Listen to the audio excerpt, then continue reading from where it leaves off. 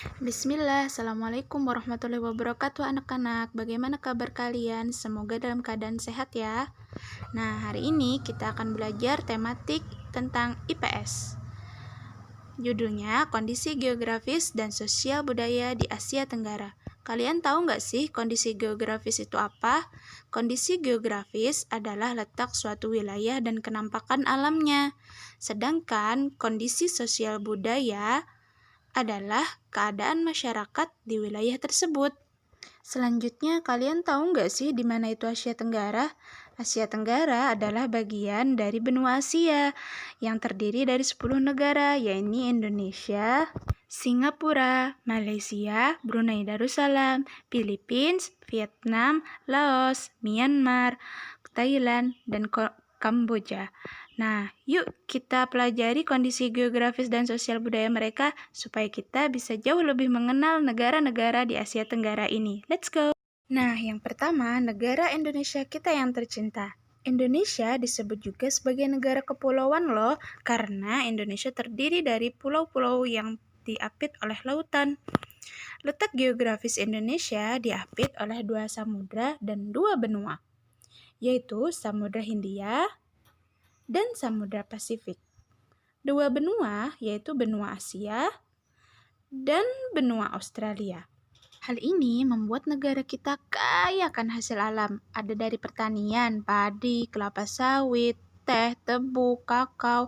Kalau dari hutan, rotan, karet, jati. Ini dimanfaatkan menjadi mebel. Kalau dari perairan, ikan, rumput laut, garam. Ada juga dari tambang, batu bara, minyak bumi, dan gas alam. Hal ini menjadikan mayoritas penduduk Indonesia bermata pencaharian sebagai petani, nelayan, dan penambang. Kehidupan sosial budaya di Indonesia juga tidak kalah seru loh. Penduduk di Indonesia berjumlah lebih dari 270 juta jiwa. Mayoritas agama penduduk Indonesia itu ada Islam, namun ada juga Katolik, Kristen, Hindu, Buddha, dan Konghucu. Suku di Indonesia juga beragam loh, ada Jawa, Sunda, Madura, Batak, dan Minangkabau. Itu yang paling banyak. Nah, sekarang kita lanjut ke negara yang kedua, negara tetangga kita, Malaysia. Kita mulai dengan kondisi geografisnya yuk. Nah, wilayahnya dipisahkan oleh Laut Tiongkok Selatan dan Selat Karimata. Daratannya berupa rawa, pegunungan, dan pantai. Kemudian, 3 sungai besar yang mengalir di negara ini ada Sungai Pahang, Sungai Perak, dan Sungai Rajang.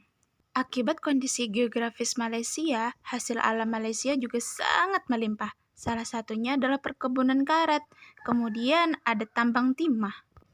Hal ini membuat negara Malaysia menjadi negara penghasil karet dan timah terbesar di dunia, sehingga mayoritas penduduk Malaysia bermata pencaharian petani dan penambang. Sekarang kita beralih ke kehidupan sosial budaya mereka. Penduduk Malaysia berjumlah lebih dari 29 juta jiwa, sedangkan mayoritas penduduknya menganut agama Islam, dan kebanyakan penduduknya berasal dari suku Melayu, Tionghoa, dan India. Nah, sekarang kita terbang ke Singapura yuk. Keadaan geografis Singapura memiliki luas wilayah hanya 716 km persegi. Jika dibandingkan dengan Jakarta, maka masih luas Jakarta loh. Hal ini menyebabkan Singapura adalah negara terkecil di Asia Tenggara. Sedangkan sebagian besar datarannya adalah rendah, dihiasi dengan pegunungan dan sungai-sungai kecil. Eits, tapi jangan remehkan negara yang kecil ini ya. Meski negara Singapura sumber daya alamnya terbatas, mereka lebih memilih memberdayakan sumber daya manusia mereka, sehingga roda perekonomian lebih banyak bergerak di bidang industri. Contohnya industri tekstil, industri penyulingan minyak, dan industri pengolahan hasil tambang. Dengan demikian, mayoritas penduduk Singapura bermata pencaharian, jasa, dan perindustrian. Hal inilah yang mengantarkan negara Singapura menjadi negara maju di Asia Tenggara. Ini nih yang dinamakan kecil-kecil cabai rawit. Mengulik lebih dalam tentang kehidupan sosial budayanya, Singapura memiliki jumlah penduduk lebih dari 5 juta jiwa. Mayoritas mereka beragama Buddha, sedangkan mereka berasal dari suku Tionghoa. Nah, selanjutnya kita pergi kemana ya? Swadikha! Yup, benar, Thailand. Kita intip yuk kondisi geografis Thailand. Tanah Thailand terdiri dari daratan rendah yang sangat subur karena dialiri dua sungai, yaitu Sungai Chao Phraya dan Sungai Mekong. Dengan kondisi lahan yang subur, masyarakat Thailand memanfaatkannya sebagai lahan bercocok tanam untuk padi, sehingga hasil padi mereka melimpah ruah, menjadikan Thailand sebagai lumbung padi Asia Tenggara. Selain itu, di sekitaran Sungai Chao Phraya dan Sungai Mekong, masyarakat Thailand sering menangkap ikan di sana. Selain hasil alam, Thailand juga terkenal akan keindahan panorama negaranya, sehingga setiap tahun banyak sekali wisatawan yang berkunjung ke sana. Hal ini menambah pendapatan devisa negara mereka. Jika dilihat dari penjelasan tadi, maka penduduk Thailand sebagian besar bermata pencaharian sebagai petani, nelayan, dan pariwisata. Berbicara kehidupan sosial budaya, lebih dari 67 juta manusia tinggal di negara Thailand. Kebanyakan mereka menganut agama Buddha, dan mayoritas mereka berasal dari suku Thai. Yuhu, selanjutnya kita terbang ke negara yang kelima, Filipina. Kondisi alam geografis mereka sebagian besar adalah daerah pegunungan, sedangkan sungai sangat sempit dan berkelok sehingga arusnya sangat deras dan manusia tidak bisa mengarunginya.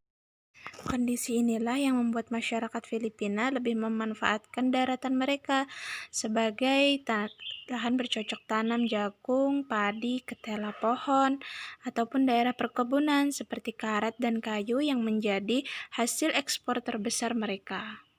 Selanjutnya, menilik kehidupan sosial budaya masyarakat Filipina, lebih dari 102 juta penduduk jiwa menghuni pulau tersebut.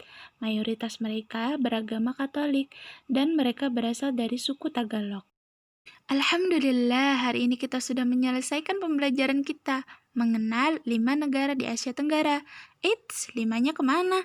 5-nya saksikan di video yang part 2 ya. Jangan lupa like dan subscribe. Sekian pertemuan hari ini. Assalamualaikum warahmatullahi wabarakatuh.